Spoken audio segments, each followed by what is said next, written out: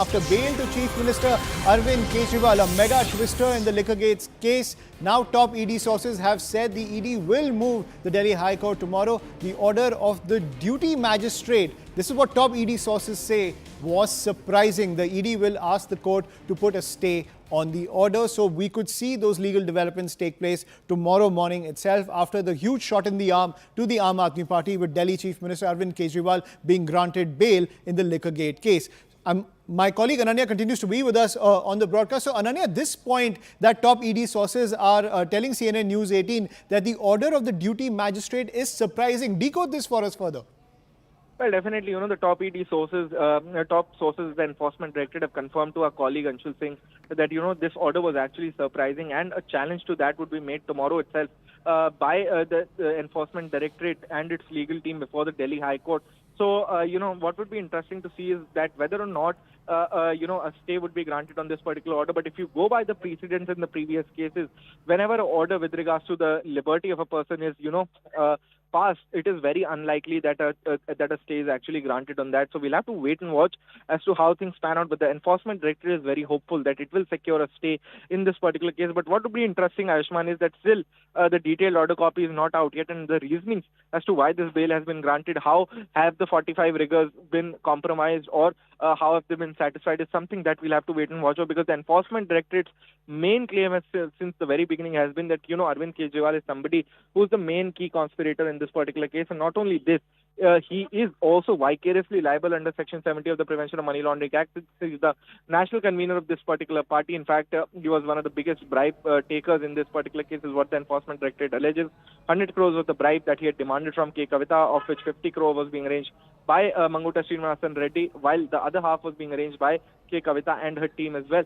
So how will this be, used by the Enforcement Directorate? How would the rigors of Section 45, the twin conditions of bail, which are very, difficult to satisfy, would be, justified by the Enforcement Directorate, is something that would be interesting to see tomorrow when the Enforcement Directorate comes before the Delhi High Court seeking a stay on this particular order that's been passed by the special CBI judge who was the duty judge today, Ms. Nyay Bindu. So we'll have to wait and watch as to how things pan out. But definitely, this is a big shocker coming in for the Enforcement Directorate, and a shot in the arm for the Aam Aadmi Party, both legally and politically. Absolutely. Thank you, Ananya, for getting us that piece of breaking news. So a huge shot in the arm for the Aam Aadmi Party, which has gone hammer and tongs, saying that this entire case is just vendetta politics by the BJP government. And now Arvind Kejriwal is out on bail. But top sources are telling us that the ED will challenge this order in the Delhi High Court tomorrow. Let's listen in to the reactions coming in, as the war of words is only escalating.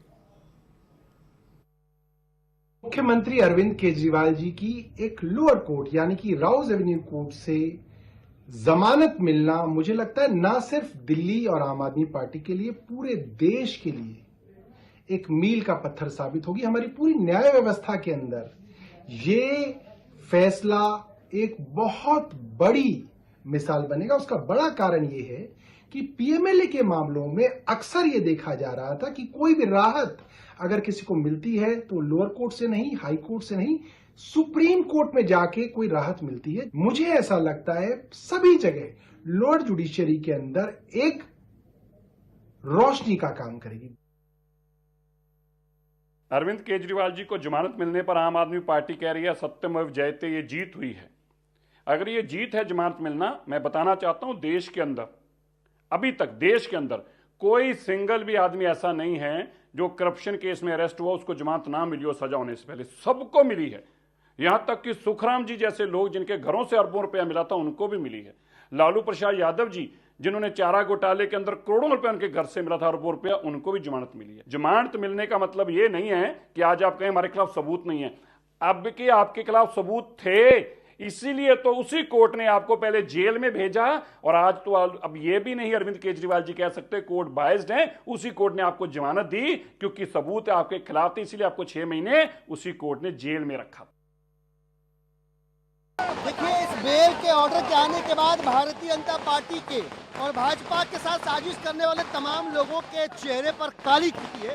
ये सच्चाई की जीत है। हम day 1 से कह रहे हैं कि पूरा का पूरा मामला फेक है, फर्जी है। हम कोर्ट के इस फैसले का सम्मान करते हैं सर झुका के। और आप देखिएगा आज अरविंद जी बाहर आ रहे हैं। इस फर्जी आरोप में जितने भी नेता आम आदमी पार्टी गिरफ्तार हैं, सब लोग बाहर आएंगे, सत्यमेव जयते।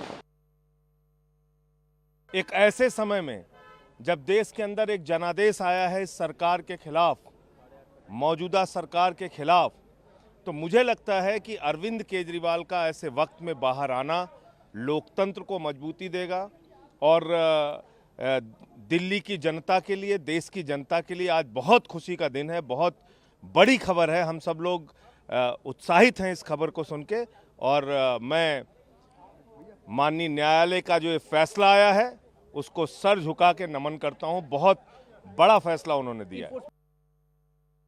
देखिए, बहुत बड़ा दिन हम सबके लिए। आज मैं माननीय कोर्ट को धन्यवाद करता हूं, माननीय जज साहिबा का धन्यवाद करता हूं। मुझे यह लगता है कि आज का दिन ये साबित हुआ जो अरविंद केजरीवाल पहले दिन से कह रहे थे कि ये भ्रष्टाचार की जांच नहीं हो रही है।